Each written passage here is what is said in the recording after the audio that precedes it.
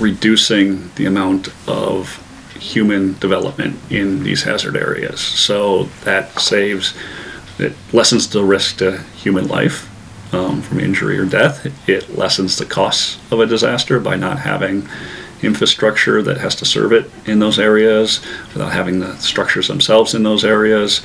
So by really thoughtfully looking at how we do development, you can really make a difference that down the road, when disaster strikes, because it will, and it has, we have taken some of that risk out of the equation, and lowered the costs and in terms of human life and dollars, monetary costs.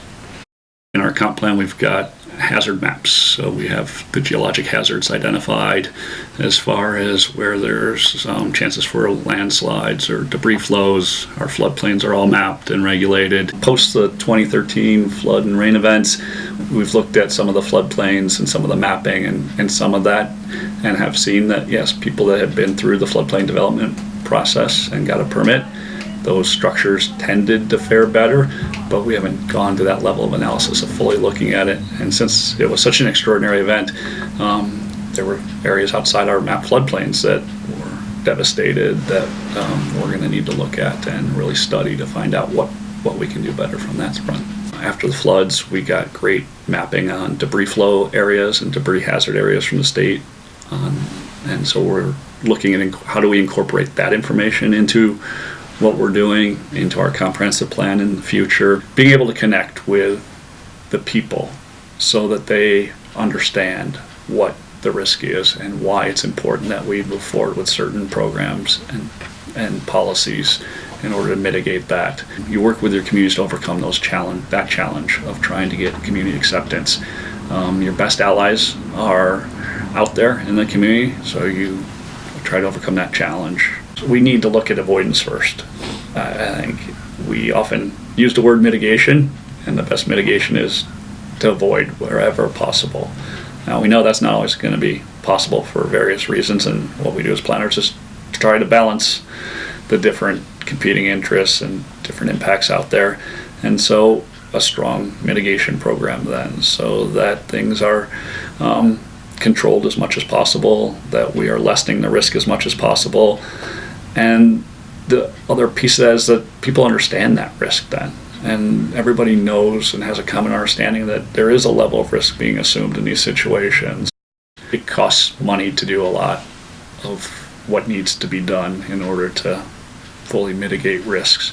We've done a pretty good job more recently of understanding what the risks are and having programs, especially the floodplain program, to mitigate those risks from new development.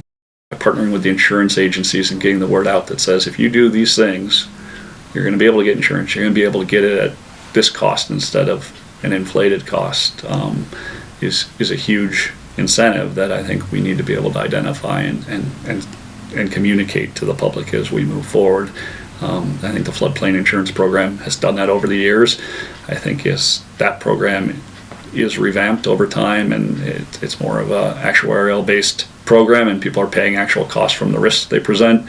That will even become more of an incentive. Having more contact with the people that are out in these areas so that they knew and understood what the risk was, what's the hazard and what's the risk from them being there or in that area, and tried to work at coming up with solutions that may have reduced what happened. Have strong policies in place and programs in place, again, that avoid the disaster in the first place.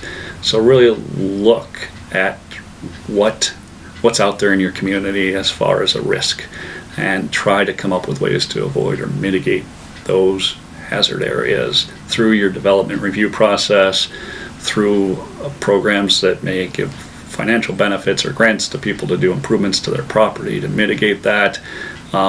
Try to be proactive.